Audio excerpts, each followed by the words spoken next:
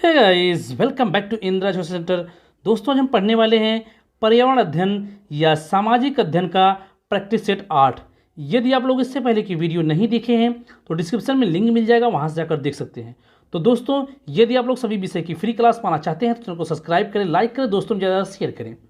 तो दोस्तों, practice set 8 का पहला क्वेश्चन देखेंगे कि पृथ्वी के वातावरण की किस सतह में ओजोन परत पाई जाती है। अर्थात कहने का अर्थ है कि वायुमंडल के किस मंडल में ओजोन परत पाई जाती है। तो ऑप्शन है ट्रोपोस्फियर, स्ट्रेटोस्फियर, मेसोस्फियर या आयनोस्फियर। तो दोस्तों, यहाँ पर जितने भी मंडल हैं उन सबके अंग्रेजी नाम दिए गए हैं। तो दोस्तों, यदि बात की जाए कि जो वायुमंडल है इसके किस मंडल में ओजोन परत पाई जाती है, तो राइट आंसर है स्ट्रेटोस्फियर। इसे हम समताप मंडल के नाम से भी जानते हैं। तो दोस्तों, थोड़ा सा डिटेल में देख लेते हैं कि ट्रोपोस्फियर को हम हिंदी में क्या कहेंगे, तो क्षोभ मंडल। स्ट्रेटोस्फियर को हम हिंदी में समताप मंडल, मेसोस्फियर को हम मध्य मंडल कहते हैं और आयनोस्फियर को हम आयन मंडल कहते हैं। यदि बात की जाए कि जो ट्रोपोस्फियर या क्षोभ मंडल है इसकी क्या विशेषताएं हैं, तो ट्रोपोस्फियर या क्षोभ मंडल की विशेषता है कि इसमें मौसम संबंधी घटना होती है और यह सबसे गर्म मंडल भी पाया जाता है और यह पृथ्वी के सबसे पास है। तो बात करेंगे स्ट्रेटोस्फियर या समताप मंडल की। तो समताप मंडल है, इसमें मौसम संबंधी घटनाएं नहीं होती हैं, इसलिए वायुयान उड़ाने के लिए सबसे आदर्श मंडल समताप मंडल ही होता है और इसी में ओजोन परत भी पाई जाती है। तो दोस्तों, यदि कहा जाए कि मेसोस्फियर या मध्य मंडल की विशेषता क्या है, तो इसमें यह सबसे ठंडा मंडल होता है। तो दोस्तों, नेक्स्ट क्वेश्चन देखेंगे कि सिख धर्म के संस्थापक निम्न में से कौन है। ऑप्शन है गुरु तेग बहादुर, गुरु गोविंद सिंह, गुरु अर्जुन देव या गुरु नानक देव। तो दोस्तों, सिख धर्म के संस्थापक कौन है हमें यह बताना है। तो राइट आंसर है गुरु नानक देव। तो गुरु नानक देव ही सिख धर्म के संस्थापक हैं और गुरु नानक देव ने ही सिख धर्म की स्थापना की थी। थोड़ा सा डिटेल में देख लेते हैं कि सिख धर्म में कुल कितने गुरु हुए थे, तो कुल 10 गुरु हुए थे। यदि बात की जाए जो गुरु नानक देव थे उनके जन्म की बात की जाए तो उनका जन्म सन 1469 ईस्वी में तलवंडी, जो कि यह वर्तमान में पाकिस्तान में पड़ता है, वर्तमान इसका नाम है ननकाना बाद, यहाँ पर इनका जन्म हुआ था। कब हुआ था? सन 1469 ईस्वी में। यदि बात की जाए कि गुरु नानक देव की मृत्यु कब हुई थी, तो मृत्यु 1539 ईस्वी में करतारपुर में हुई थी। कहाँ पर? करतारपुर में हुई थी। दोस्तों, नेक्स्ट क्वेश्चन देखेंगे कि दक्षिणी गोलार्ध का सबसे लंबा दिन किस दिन होता है। तो दक्षिणी गोलार्ध का सबसे लंबा दिन कौन होता है, तो ऑप्शन है 21 मार्च, 21 जून, 23 सितंबर और 22 दिसंबर। तो दोस्तों, राइट आंसर की बात की जाए तो जो दक्षिणी गोलार्ध का सबसे लंबा दिन होता है वह 22 दिसंबर को होता है। अब दोस्तों कहेंगे कि यह किस तरीके से संभव है या किस तरीके से इसको हम समझ सकते हैं। तो दोस्तों, जैसे हम जानते हैं कि यह जैसे ग्लोब है, यहाँ पर जो बीचों बीच रेखा जो 0 डिग्री अक्षांश रेखा होती है इसे हम विषुवत रेखा के नाम से भी जानते हैं या भूमध्य रेखा के नाम से जानते हैं। इसके 23.5 डिग्री उत्तरी अक्षांश में 23.5 डिग्री पर जो रेखा होती है उसे हम कर्क रेखा के नाम से जानते हैं और दक्षिणी गोलार्ध में जो 23.5 डिग्री पर होती है उसे हम मकर रेखा के नाम से जानते हैं। तो दोस्तों, जब सूर्य की किरणें सीधा विषुवत रेखा पर पड़ती हैं तो उस दिन दोनों गोलार्धों में, उत्तरी गोलार्ध और दक्षिणी गोलार्ध में, दिन रात बराबर होते हैं। लेकिन यदि यही सूर्य की किरण जब कर्क रेखा पर पड़ती है तो उत्तरी गोलार्ध में सबसे बड़ा दिन और सबसे छोटी रात होती है और यही जब सूर्य की किरणें मकर रेखा पर पड़ती हैं तो दक्षिणी गोलार्ध में सबसे बड़ा दिन और सबसे छोटी रात होती है। थोड़ा सा डिटेल में देख लेते हैं कि 21 मार्च और 23 सितंबर को दोनों गोलार्धों में दिन रात बराबर होते हैं। क्यों? क्योंकि सूर्य की किरण क्या होती है, विषुवत रेखा या भूमध्य रेखा पर सीधी पड़ती है। 21 जून को उत्तरी गोलार्ध में सबसे बड़ा दिन और सबसे छोटी रात होती है। कब? 21 जून को। क्यों? क्योंकि सूर्य की किरणें कर्क रेखा पर पड़ती है, इसलिए उत्तरी गोलार्ध में सबसे बड़ा दिन और सबसे छोटी रात होती है। और 22 दिसंबर को दक्षिणी गोलार्ध में सबसे बड़ा दिन और सबसे छोटी रात होती है, क्योंकि मकर रेखा पर सूर्य की किरणें पड़ती हैं। तो दोस्तों, नेक्स्ट क्वेश्चन देखेंगे कि सत्यार्थ प्रकाश के लेखक कौन है। ऑप्शन है दयानंद सरस्वती, स्वामी विवेकानंद, राजा राम मोहन राय, मदन मोहन मालवीय। तो दोस्तों यदि बात की जाए कि सत्यार्थ प्रकाश के लेखक कौन हैं तो स्वामी दयानंद सरस्वती हैं। यदि बात की जाए कि राजा राम मोहन राय तो इन्होंने ब्रह्मा समाज की स्थापना की थी। तो दोस्तों नेक्स्ट क्वेश्चन देखेंगे कि बिहू भारत के किस राज्य का लोक नृत्य है। ऑप्शन है राजस्थान, तमिलनाडु, असम या उत्तर प्रदेश। तो हमें बताना है कि जो बिहू नृत्य है वह भारत के किस राज्य का लोक नृत्य है, तो वह है असम का। जो बिहू है यह असम का लोक नृत्य है। दोस्तों नेक्स्ट क्वेश्चन देखेंगे कि खाद्य श्रृंखला के परस्पर समूह को क्या कहा जाता है। खाद्य श्रृंखला जो होती है उसके परस्पर समूह को क्या कहा जाता है, तो ऑप्शन है खाद्य चक्र, श्रृंखला क्रिया, खाद्य जाल या बायोमास का पिरामिड।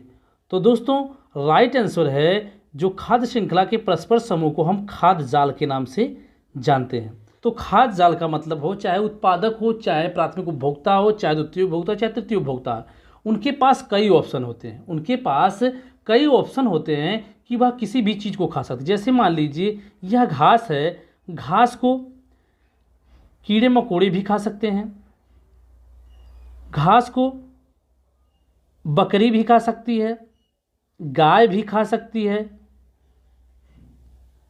और गाय को शेर भी खा सकता है, इंसान भी खा सकता है। तो मतलब एक चीज़ों को खाने के लिए कई ऑप्शन होते हैं, जबकि खाद्य श्रृंखला जो होती है उसमें एक ही ऑप्शन होते हैं कि वह उत्पादक को खाएगा, प्राथमिक उपभोक्ता क्या कहेगा, उत्पादक को खाएगा, फिर जो द्वितीय उपभोक्ता हुआ है प्राथमिक उपभोक्ता को खाएगा। तो दोस्तों खाद्य श्रृंखला के परस्पर समूह को हम क्या कहेंगे, खाद्य जाल कहेंगे। थोड़ा सा डिटेल में देख लेते हैं। पारिस्थितिकी तंत्र में एक जीव से दूसरे जीव में भोज्य पदार्थों का हस्तांतरण खाद्य श्रृंखला कहलाता है। तो खाद्य श्रृंखला समझना हो तो एक जीव से दूसरे जीव में क्या करता है, भोज्य पदार्थों का हस्तांतरण करता है, तो उसे हम क्या कहते हैं, खाद्य श्रृंखला कहते हैं। जबकि विभिन्न पारिस्थितिकी तंत्रों की खाद्य श्रृंखलाएं परस्पर मिलकर खाद्य जाल बनाती हैं और इसमें ऊर्जा का प्रवाह एक दिशीय होता है। तो दोस्तों यदि पूछा जाए कि खाद्य जाल में ऊर्जा का प्रवाह कैसा होता है, तो एक दिशी होता है या एक दिशा में होता है। तो दोस्तों नेक्स्ट क्वेश्चन देखेंगे कि निम्नलिखित भारतीय राज्यों में से किस राज्य की कोई समुद्री सीमा नहीं है। पूछने का अर्थ है कि ऐसा कौन सा राज्य है, जो ऑप्शन में दिए गए हैं इनमें से ऐसा कौन सा राज्य है जिसकी सीमा की समुद्र से नहीं लगती है। तो ऑप्शन है गुजरात, गोवा, राजस्थान या महाराष्ट्र। तो दोस्तों जैसा कि हम जानते हैं गुजरात की भी सीमा समुद्र से लगती है, गोवा की सीमा भी समुद्र से लगती है, महाराष्ट्र की सीमा भी समुद्र से लगती है, जबकि राजस्थान ऐसा राज्य है जिसकी कोई समुद्री सीमा नहीं है। तो राइट आंसर हमारा राजस्थान। तो दोस्तों नेक्स्ट क्वेश्चन देखेंगे कि किसी नदी के प्रदूषण स्तर की माप की जाती है या किस इकाई में की जाती है। तो ऑप्शन है ATP, STP, VOD या WPL। तो दोस्तों राइट आंसर है VOD इकाई द्वारा की जाती है। दोस्तों यदि कहा जाए कि VOD का फुल फॉर्म क्या होता है, तो बायोकेमिकल ऑक्सीजन डिमांड, यह क्या है, इसका VOD का फुल फॉर्म है। तो दोस्तों नेक्स्ट क्वेश्चन देखेंगे, वायरस संक्रमण से होने वाला रोग कौन सा है। ऑप्शन है टाइफाइड, कालरा, जुकाम या मलेरिया। तो दोस्तों राइट आंसर है हमारा कि वायरस संक्रमण से होने वाला रोग आपका जुकाम है। कौन है, जुकाम है। जबकि टाइफाइड दूषित जल से होता है, कालरा भी लगभग दूषित जल से ही होता है और जीवाणु द्वारा होता है, मलेरिया भी क्या है, मच्छरों द्वारा फैलता है।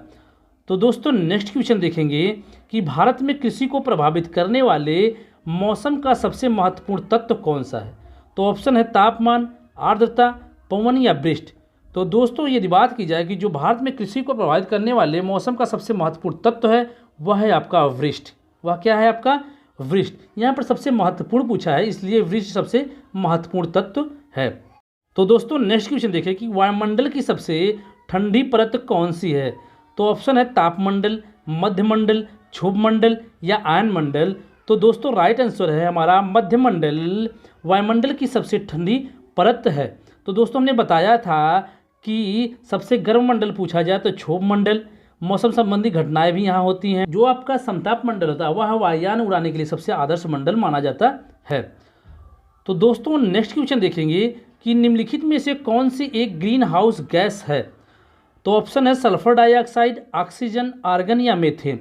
तो दोस्तों जो ग्रीन हाउस गैस है वह मीथेन है, जबकि आर्गन, ऑक्सीजन या सल्फर डाइऑक्साइड यह आपकी ग्रीन हाउस गैसें नहीं है। इसमें सिर्फ मीथेन गैस ही क्या है, पर ग्रीन हाउस गैस है।